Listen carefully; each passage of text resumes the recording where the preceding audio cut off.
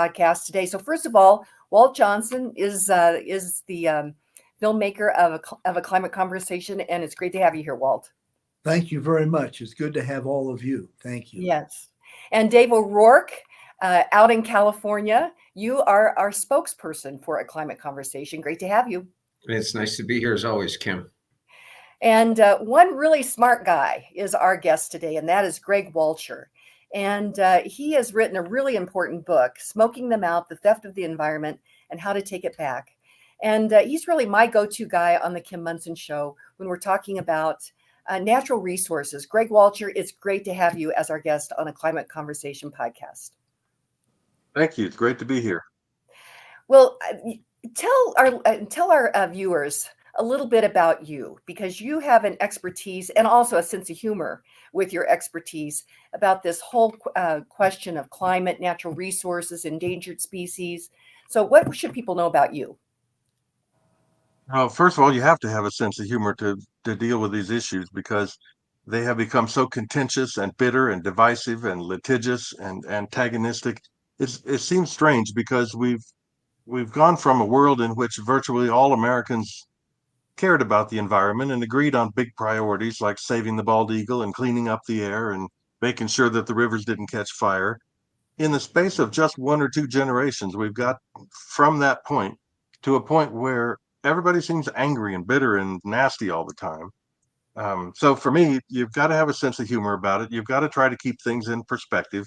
And you have to try to sort of smoke out the people with a hidden agenda, because there are people who just use environmental issues, including climate change, as a tool to accomplish some other objective that has a lot more, unfortunately, to do with money and power and control than it has to do with the environment. So to me, I think we ought to have honest conversations about the environment, about endangered species and public lands and forest health and climate change and clean air. Whatever it is, we ought to be talking about the environment and how to fix the problems that we face. Not calling each other names and trying to be divisive, although I understand that being bitter and nasty and divisive is what raises money. It gets people to write checks and join organizations. That isn't my goal. So that's kind of the way that I approach these issues, and I've been approaching it that way most of my life. I'm a fifth generation native of Colorado. I grew up in the Western Slope, as did my parents and grandparents, and I've spent most of my life working on these same issues as a congressional staffer in Washington, as the president of Club 20 in Western Colorado, as the director of the Colorado Department of Natural Resources, and in private business for a number of years since then. Well, Greg, your credentials are so impressive, but I remember the first time that I heard you speak, and it was probably 2011, 2012. And you were talking about endangered species, in particular the polar bear. And you had said that you had said, okay, polar bears are endangered. How many do you want? And we can probably fix that problem. And that's what you're really about, is having conversations to fix problems. But that stuck with me all these years, about how many polar bears do you need so that they're no longer endangered. Well, you're thoughtful to remember that. It's really at the core of all conversation about endangered species. There are, at the federal level, the last time I checked a few days ago, 2,368 species that we say are in danger of extinction, literally put on the federal endangered list. And in the entire 50-year history of that law, we have recovered and delisted fewer than 1% of them. It's just not part of what the federal system does. They put species on the endangered list and then use them as a tool to control things, to regulate human activity. Polar bears were particularly interesting to me because it was the first species added to the endangered list where the cause of endangerment was said to be climate change. And it was an interesting tactic and strategy that actually we saw coming for a long time. I wasn't sure they'd get away with it.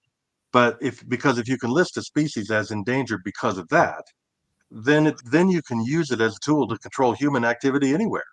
So you could literally say that power plants in Arizona are a threat to polar bears in Alaska, which is a whole new interpretation of the Endangered Species Act we'd never had before.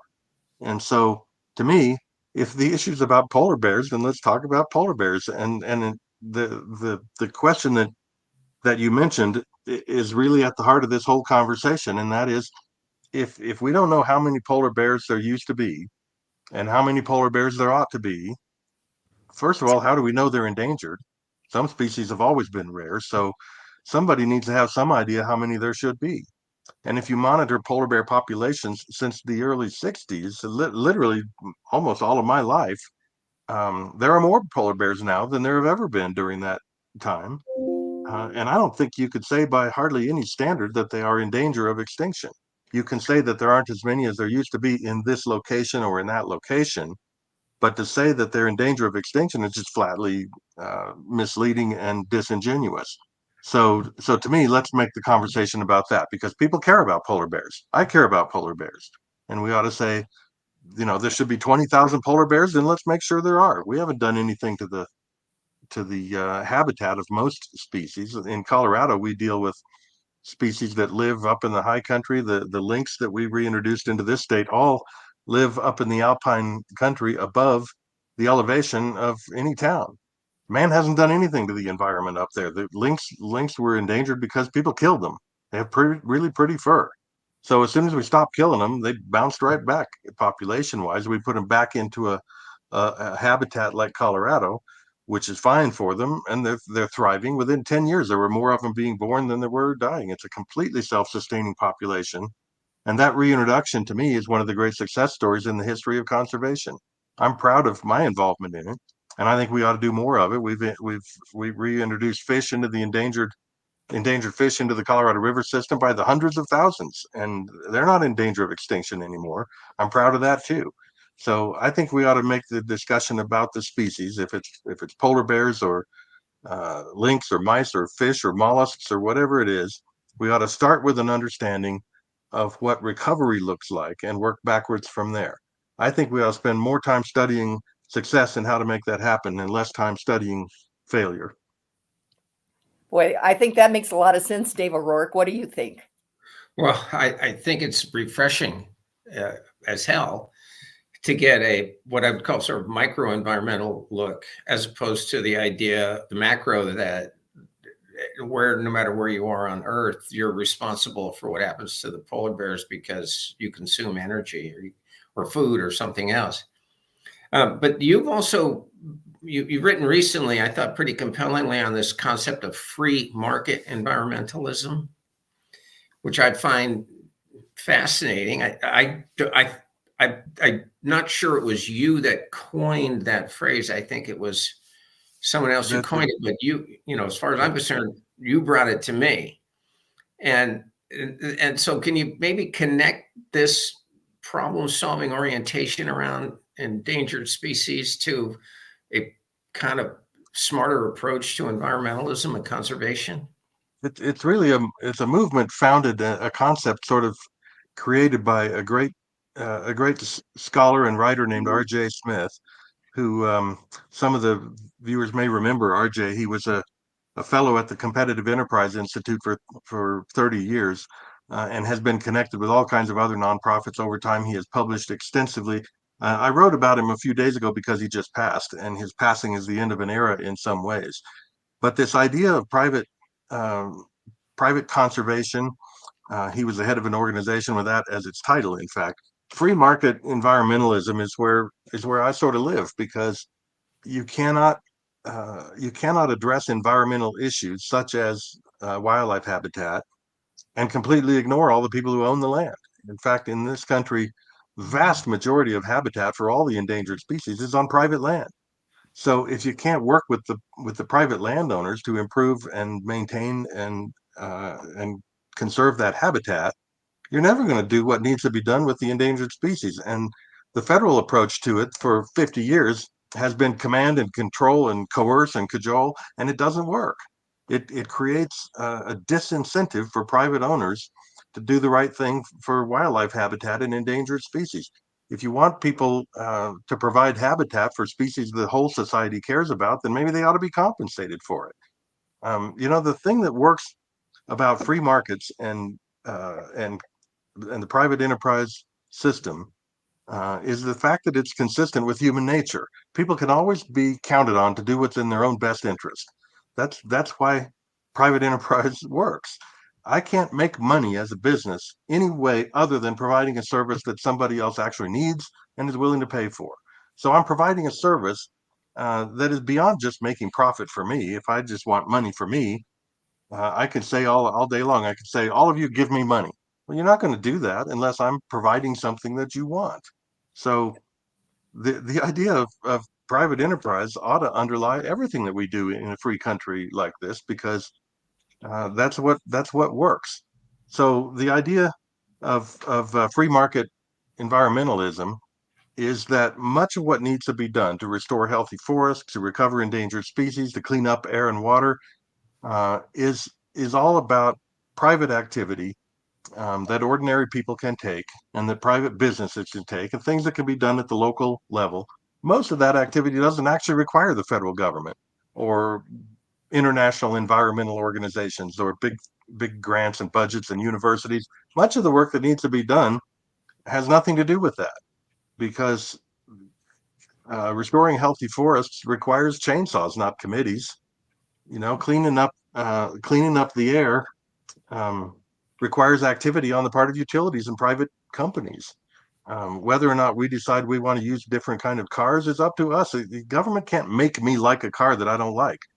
You can't. In fact, what's happening with electric vehicles nationwide, as far as the market goes, is proof of that. And so, government can legislate all day long if they want to, but providing the energy that we all need and the minerals that are required to build a prosperous society requires private companies doing what private companies do. Most of what government does is actually a hindrance to that. So for me, we just shouldn't make this conversation about government at all. It should be about what people ought to be doing to clean up the environment, to improve. Americans have done more to improve the environment than any people who ever lived in the history of the world. And the thanks that we get for that is we're being punished for it, and we're being told by an overreaching government that we have to stop doing all the things that that ordinary people do in a prosperous society. We have to give up the mobility that our cars provide. We're supposed to live in smaller houses that are less comfortable and stop air conditioning and heating and give up our gas stoves and whatever it is. You can't fix climate issues by banning things that people need in their day-to-day lives, and that's the whole approach that government takes, and it's just wrongheaded, and more to the point, it's ineffective. And when you look at what's happening with public lands and the catastrophic forest fires around the country and so on, it is demonstrably bad for the environment.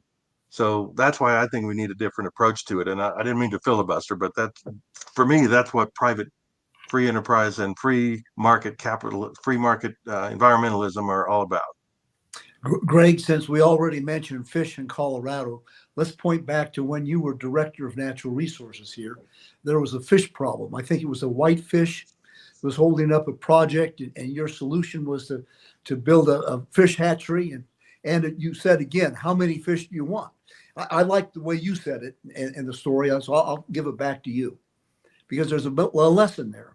There is a lesson there, and it was really fascinating because there are 4 endangered fish in the Colorado River system, and I had been, during a decade of running Club 20 in the Western Slope, I'd been making fun of this program for years because it had spent $100 million without anything to do with fish. Nobody had done anything about recovery of these fish. It was all about having committee meetings interminably. And when Governor Owens was elected, the only Republican governor Coloradans have elected in 50 years, and he asked me to join his cabinet as head of the Natural Resources Department.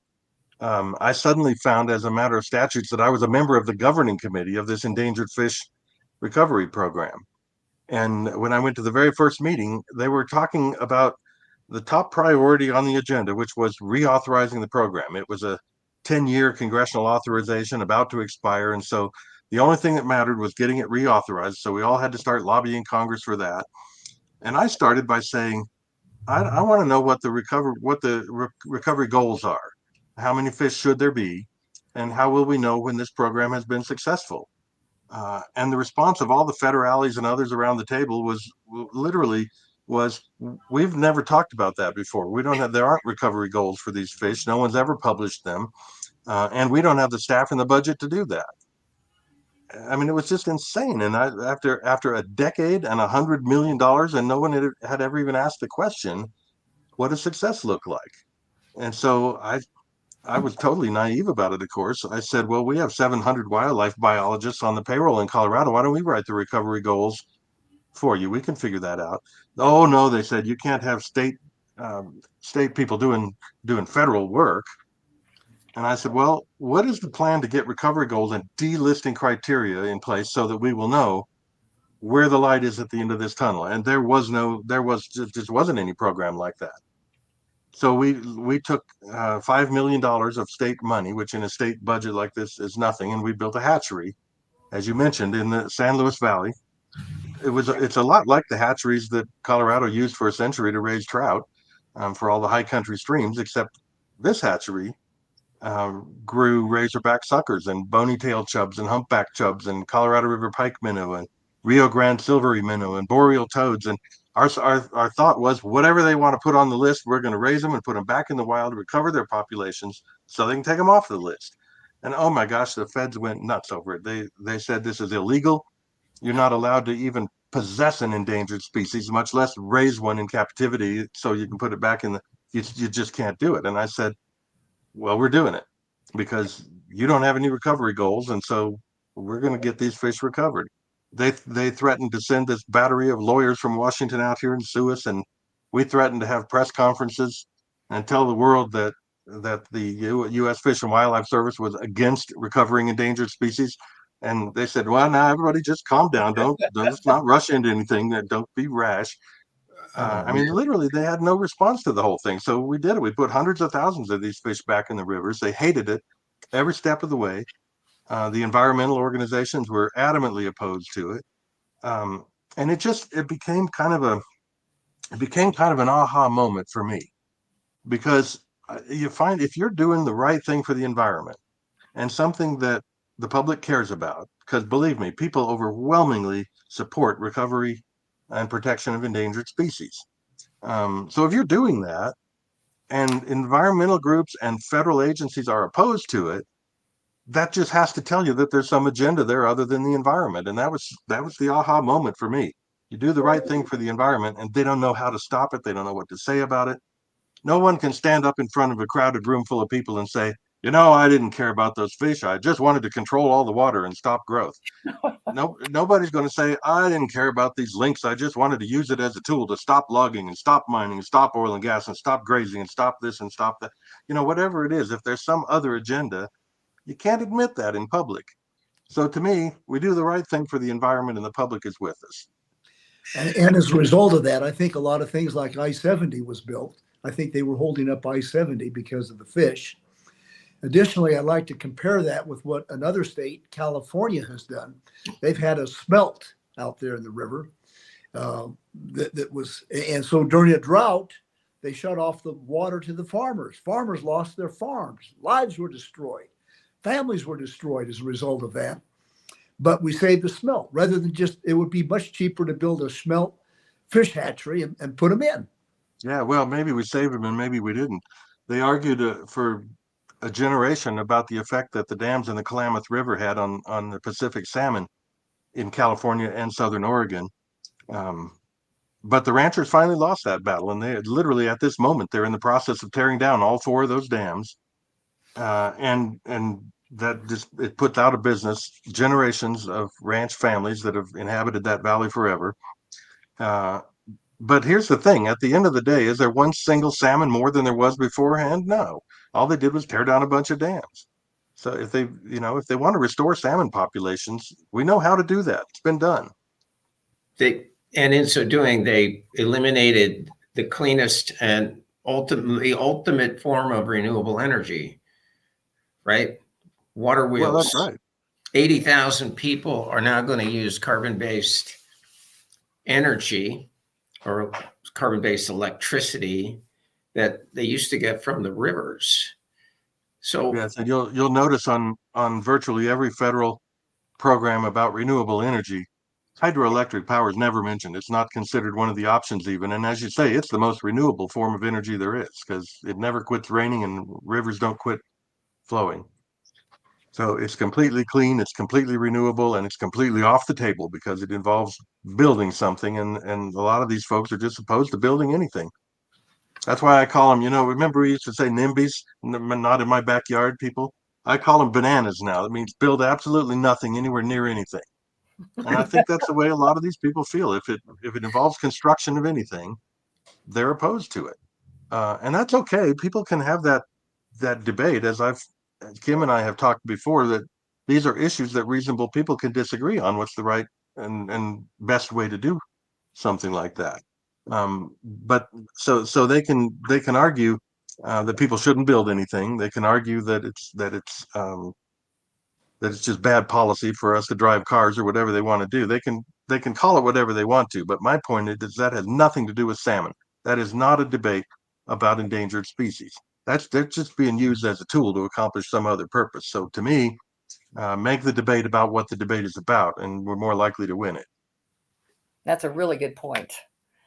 And I think that that's sometimes really difficult, Greg, because as you mentioned, they say they care about fill in the blank, but when you have the conversation as you have set it up, you realize that there is that other agenda. I think more people are starting to wake up to this, though.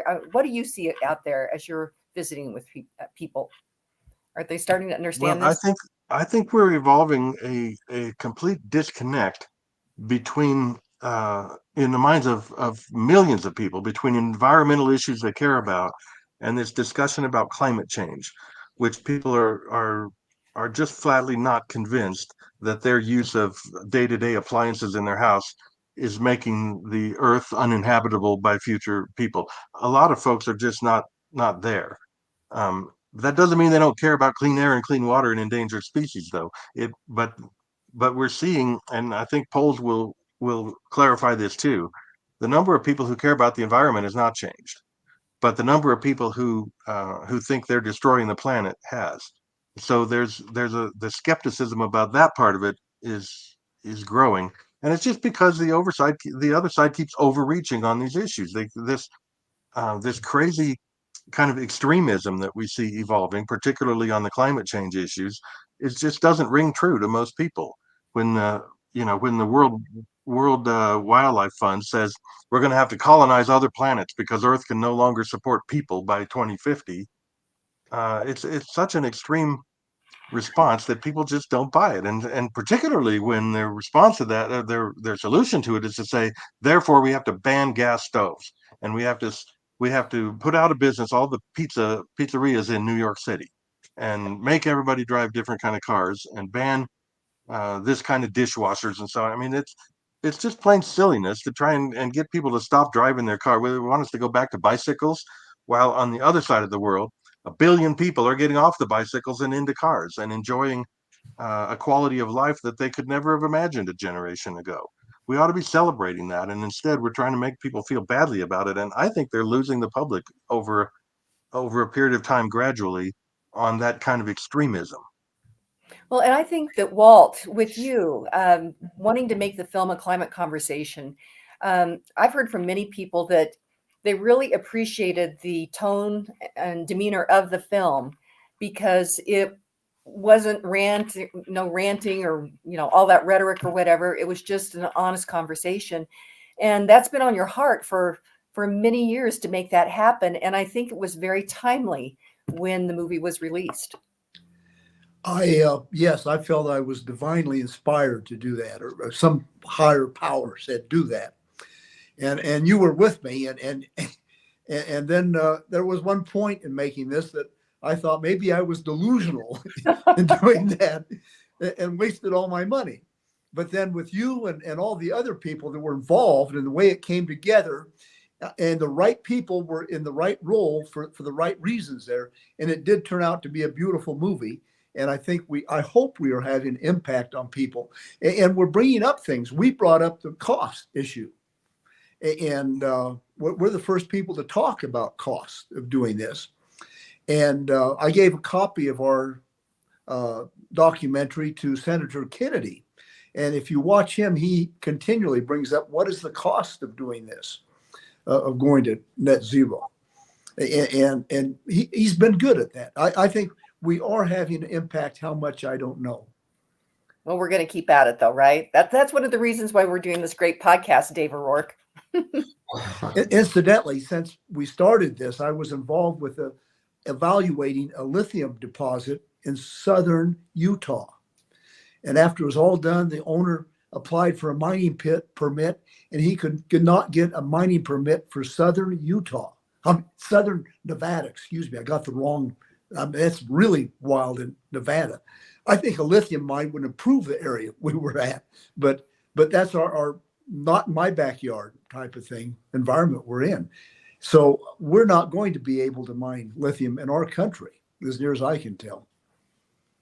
And we're going to have to import all of these materials. And right now we don't have the means to come out with the rare earths needed and copper needed to even convert America to net zero, let alone the rest of the world. But anyway, that's my take. I think we have a lot more things we need to discuss in length.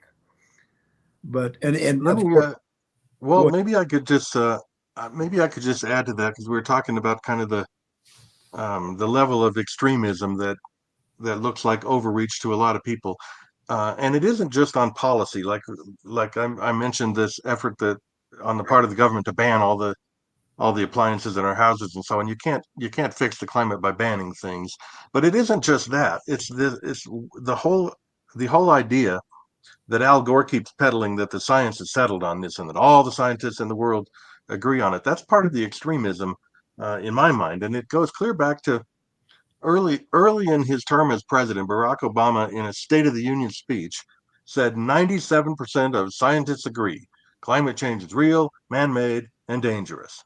And that 97% figure has been repeated ever since, by environmental activists and so on, as evidence that the science is settled, and that it's proof that anyone who disagrees is uninformed and therefore discredited and probably should just be canceled. But people don't often ask where that 97% figure comes from. We all know that it's complete nonsense. Of course, there's no organization that all scientists in the world belong to, and there's no group that went around and asked all scientists in the world their opinion on whether climate change is real, man-made, and dangerous.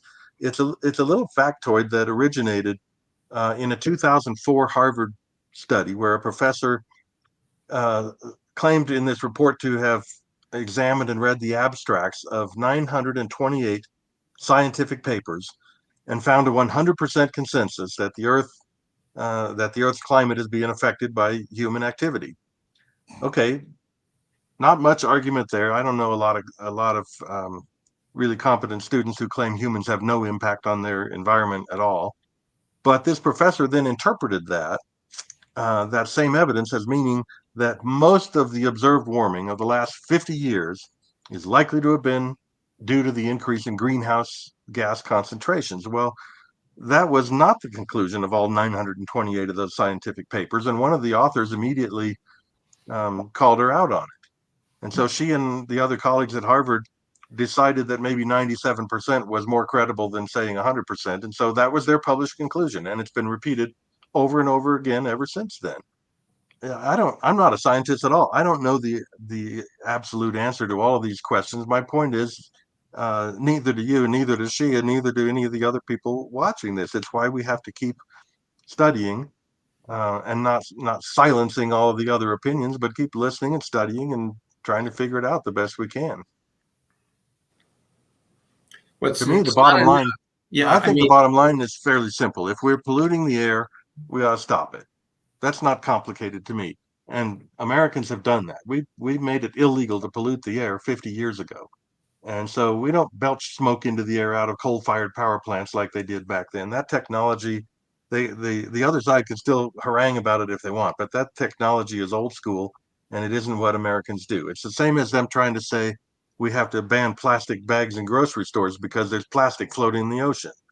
Not from the plastic bag I use in my grocery store, because Americans don't throw their trash in the rivers. We haven't done that for generations. Chinese people still do that. That's why there's plastic in the ocean.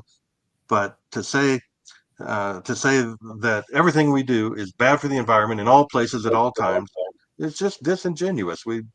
we have the capability of improving the environment, and we've done that over and over and over again. We ought to be proud of it. We ought to keep striving for it. And on a big thing like what effect we have on climate, we ought to keep studying it.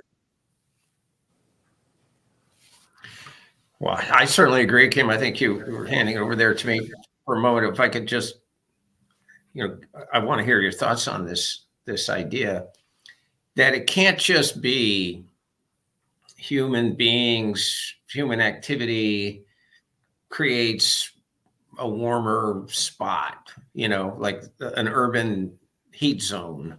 It can't be the simple truth of, when you burn something, it creates additional heat that wouldn't have been there without human beings living on the earth. It has to be a catastrophe. It has to be a world-ending, extinction-causing, suicide-inducing catastrophe. Because and this is my view, and I'd love to hear your thoughts about this, because the agenda here obviously is not to reduce the temperature of the earth, or we would have more hydroelectric, and we would have nuclear, both of which solve for the hydrocarbon-based energy problem. Last week, I think it was AOC said that we've got to let this immigration keep happening because those people are fleeing climate change. So it has to be a catastrophe. And yet I saw something in David Legate's recent book that said it was something like 1 in 1,000 scientists believe that anthropogenic global warming will cause a catastrophe. Something like 1 in 1,000 of them, not 97%, 30 basis points. So does this frustrate you as much as it frustrates me? Absolutely. There have, throughout the Earth's history, which is 4 billion years, there have been 5 major extinctions. That is where over 70% of the species are evaporated from the Earth. And the last one was when a big asteroid hit Belize, basically, and killed all the dinosaurs. And that was when mammals began to thrive. But those have all been natural events. None of them have been man-made. And so, yes, we will probably have mass extinctions. This does not look like one of them. I don't think we can do that much. Imagine what the Earth would be like when that asteroid hit the Earth and fire. I mean, molten rock flew up everywhere and killed all the dinosaurs.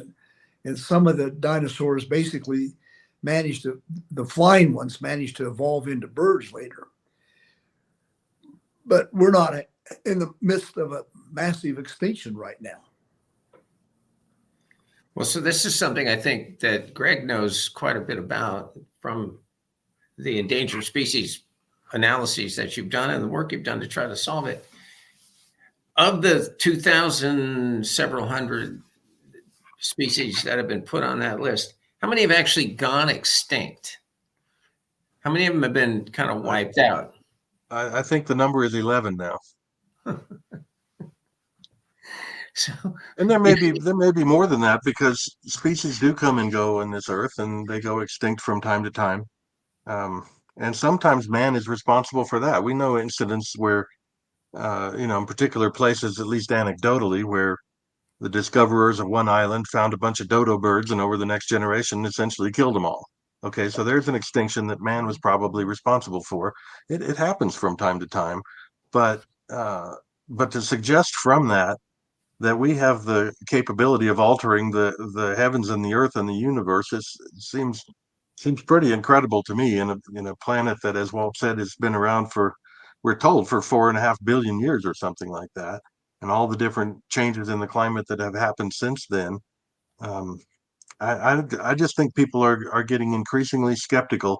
Not that does not translate into them thinking that it's okay to pollute the air, but when the government comes around and says you have to use dishwashers now that take 4 hours to wash dishes instead, because we're destroying the capacity of the earth to support life, I think people are just not buying it anymore, at least not to the extent that they once did.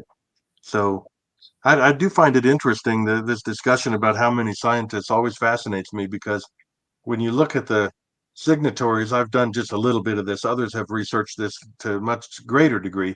But if you look at the names of scientists who signed some of these IPCC documents and others, and look up their resumes, all of them have LinkedIn pages. They all have Facebook pages. They're all online. It is incredible how many of them are not climate scientists. There is such a thing as climate science that people can get educated in. And there are meteorologists who become experts in the weather, and almost none of these people have degrees related to any of that. They're scientists if they are, I guess technically they're scientists if they're medical doctors or have a degree in biology or chemistry or whatever. Lots of them have degrees like that. That doesn't make someone an expert in climate science, at least not in my mind. I'm not an expert in climate science, but I don't go around claiming to be. Uh, I don't publish papers, trying to document things that are not documentable.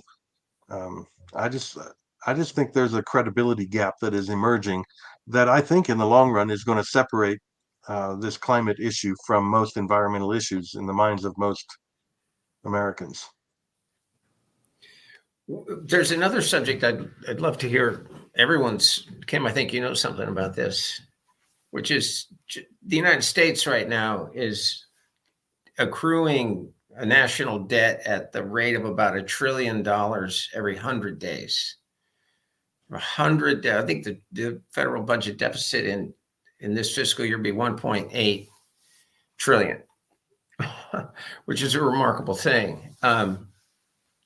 You've seen at the micro level how expensive it can be to try to get a project done on the western slope of Colorado and other places. What do you think is going to happen to this whole conversation that we're having when the bill comes due and we find out that not only are we going to have problems paying for Social Security and Medicare and just student loans and all the other elements of debt in the country, and they get a bill for $13 trillion a year to go to net zero in the United States alone. Do you think that might have an impact on people?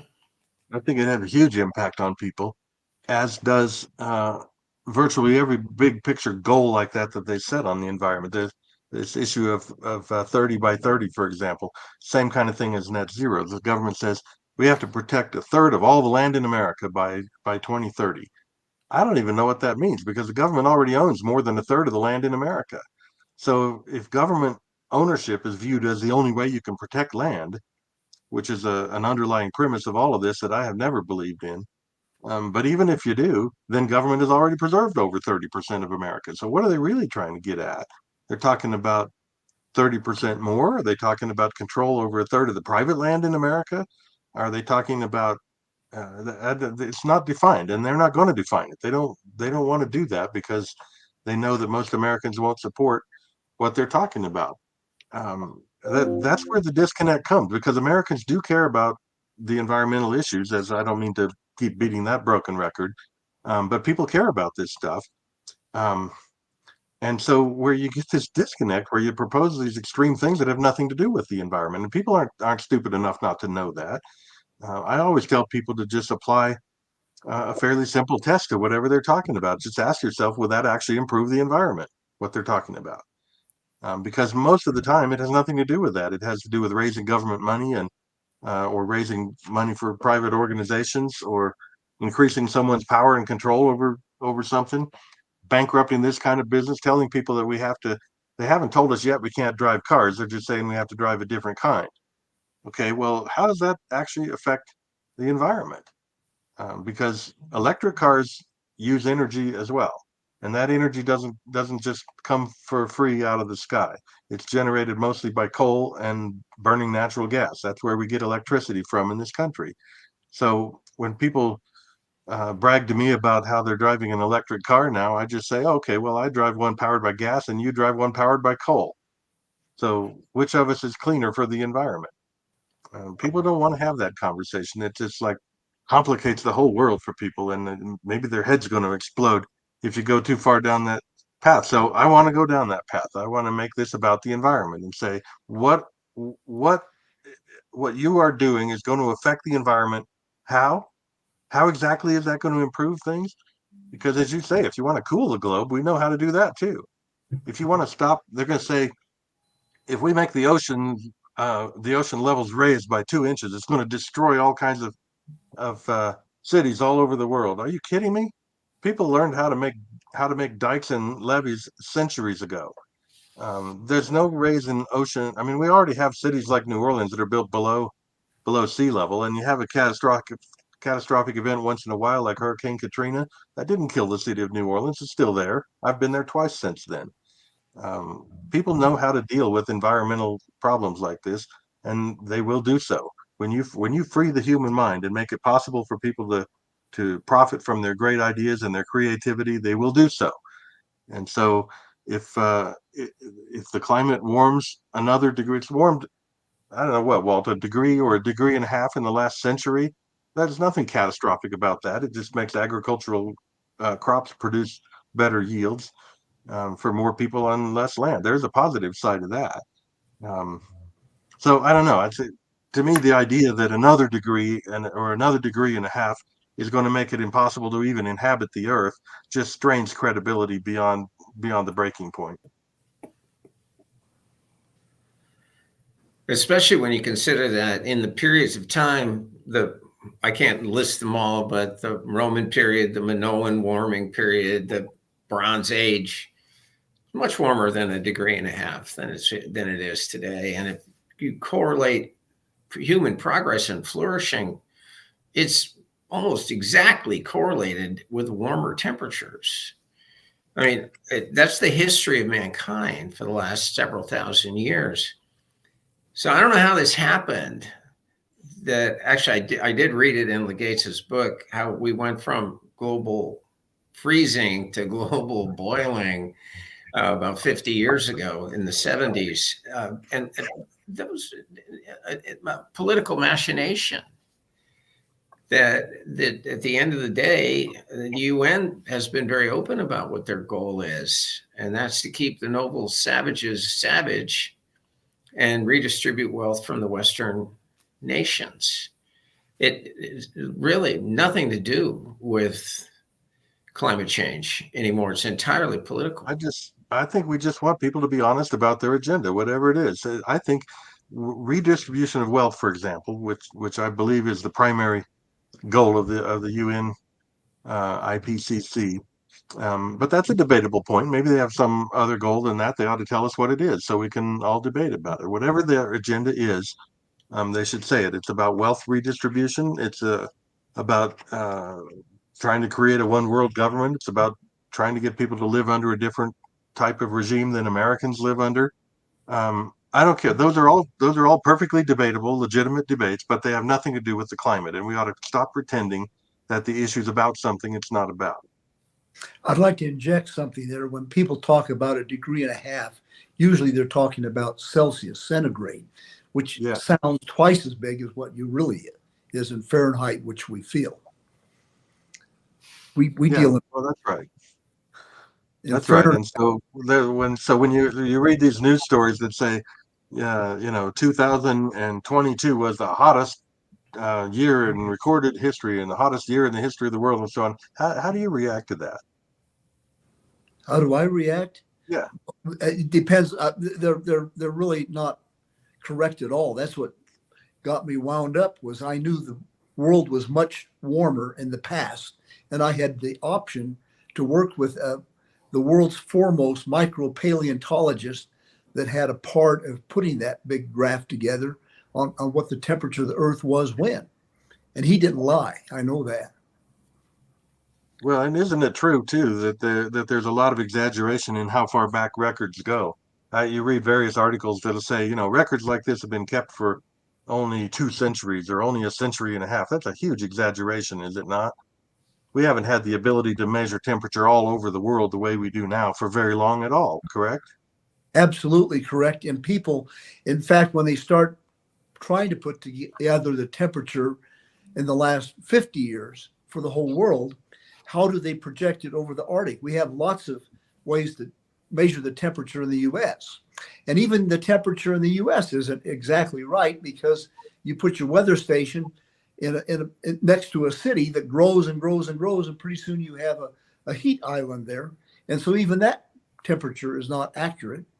So you take those out and just use the temperatures in the countryside, and it's a little bit different. But then they project it over the Arctic Ocean, where we have nothing to speak of. And people do exaggerate there. And much of the temperature changes, as it has turned out, is in the Arctic region. And you know that not from thermometers, but if you're up there wandering through the tundra, and all of a sudden you see an ancient tree stump there, you know there was a tree there once, and it was warmer. So we know things geologically have happened and been warmer at different times and places. And they're warming now. We know that. We know that people were raising and selling millet in Scandinavia at one time in our human history. So and right now, millet is only raised near the equator. And it's a very good, nutritious grain. It has a lot of protein in it. So we know from trade and inscriptions people have made, and even throughout human history, we know the temperatures have been warmer. And I was in Egypt once, and it was strange. We kind of mentioned it in the movie, but we had some noted Egyptologists talking. And I just threw out climate change. Oh, it must have really been cold then. I said, well, look at these people. They're not dressing in very warm clothes. They would have done that if it was colder. And still, again, this is a religion. Here, this gal would adamantly tell me that no, it was cold then, because 97% of the scientists said it'd be cold. And it is a religion. And here you had pictures of these people barely wearing clothes. Yeah. So I'm not as well read a scholar on this as you are, but I think even if you go back just 50 years, you find that we had really good readings and knew fairly well what the temperatures and climate situations were, in Paris, London, New York, and Los Angeles. But even that recently, there were almost no measurements being taken anywhere south of the equator. So the whole southern hemisphere is a blank zone. And for someone to say that we've had global data going back more than a century, it's just not true, as far as I can I'm tell. probably a fourth generation native of Colorado too. And your family history, I've had the value of knowing my great grandparents and my grandparents, and they all had to farm in the middle of the 30s. And what life was like in the 30s in Colorado was a miserable thing. It impacted all of our family. They couldn't raise their wheat in eastern Colorado. They had to raise pinto beans and hoe them, and it was rough holding the farm together and the family together. A lot of them fell apart, and nobody in our family wanted to go back to the 30s.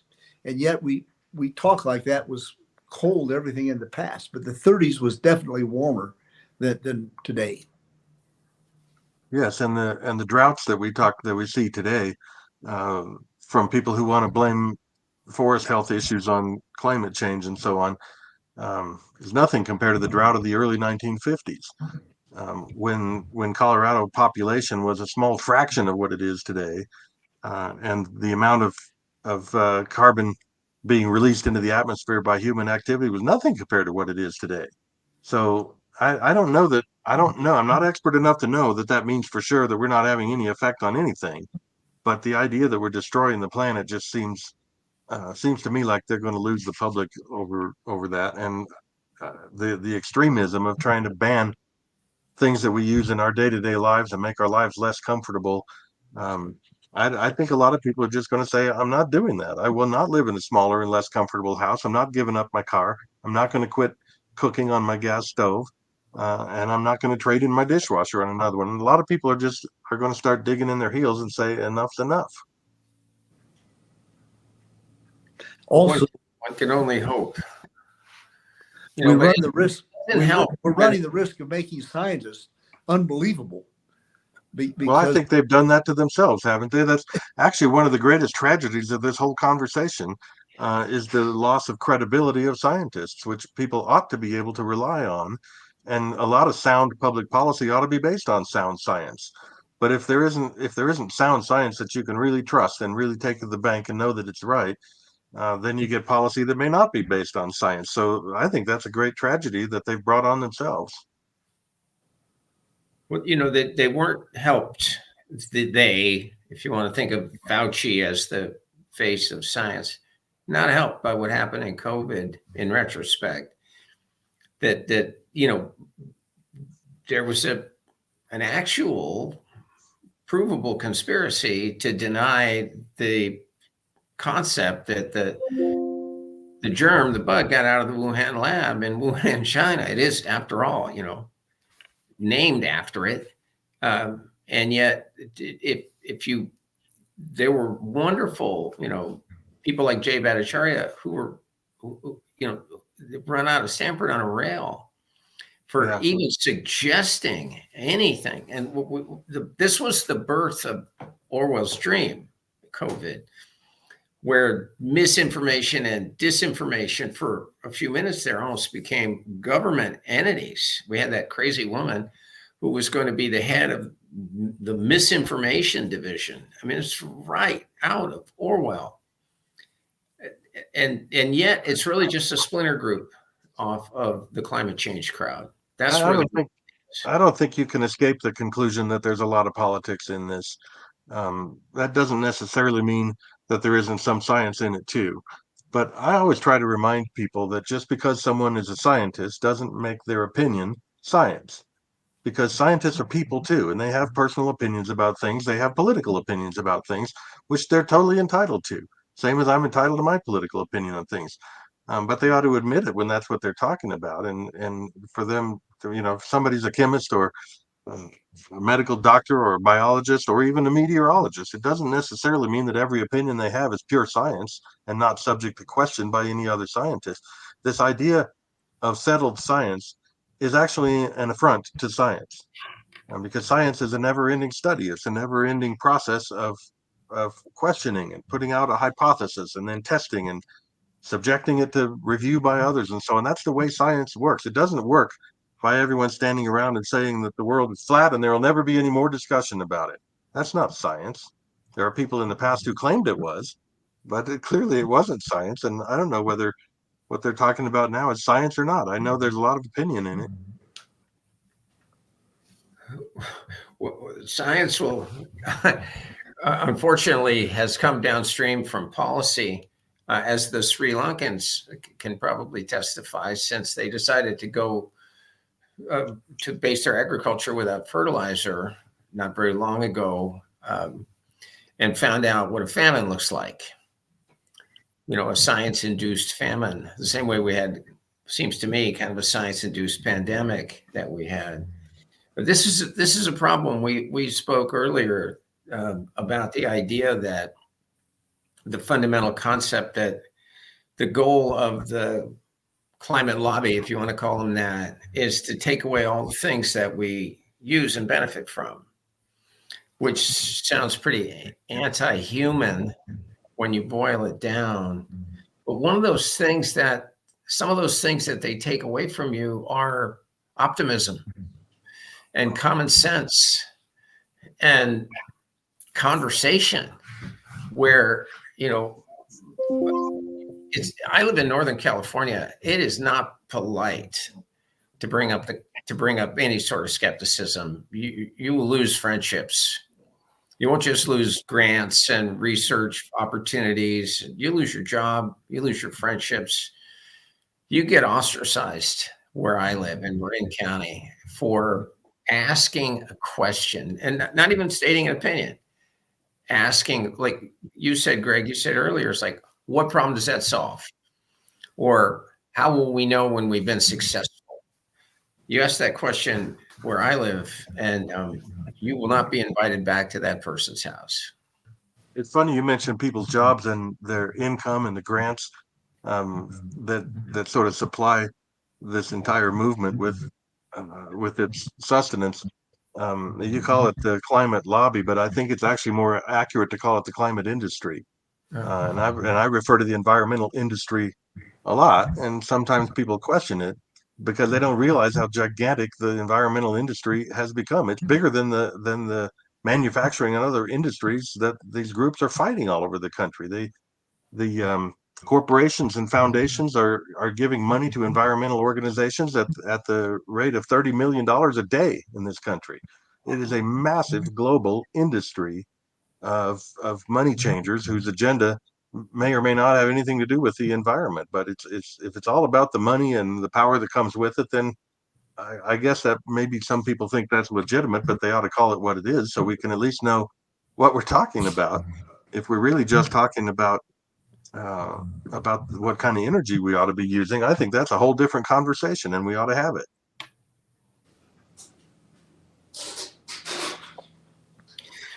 Well, I think, Kim, this has been a good example of Walt's dream to engage in calm and rational conversation about a shared vision and mutual problems.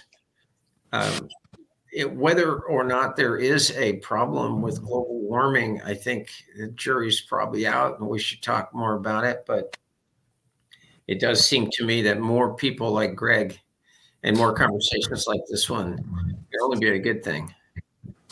Well, I think so. And Greg, I think you're right. This has become an industry and it wants to perpetuate itself. But we're getting to a point where we're realizing that this is not sustainable to continue throwing all this kind of money towards that. I appreciate, Greg, all the work that you do, and you just bring reason and also a sense of humor. And your book, Smoking Them Out, The Theft of the Environment and How to Take It Back, is a really important book. I have it on my bookshelf and would highly recommend that. So first of all, Walt, thank you for your vision for a climate conversation documentary. And who knew that we would be having these fabulous conversations with experts in so many fields. So Walt, thank you so much.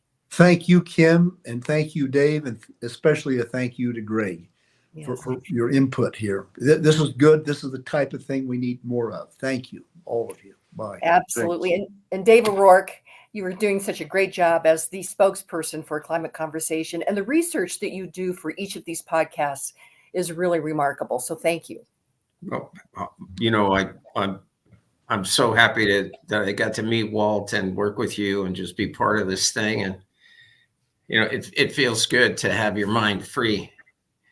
You say I'm glad to be part of this. Absolutely. And Greg Walcher, I really appreciate your conversations that you have around these important issues, and people are starting to wake up. But it's important that we arm them in this battle of ideas that is raging right now. So I thank you for all the great work that you do. Thank you. Been a pleasure being with you. Okay. And so we will be Thank you.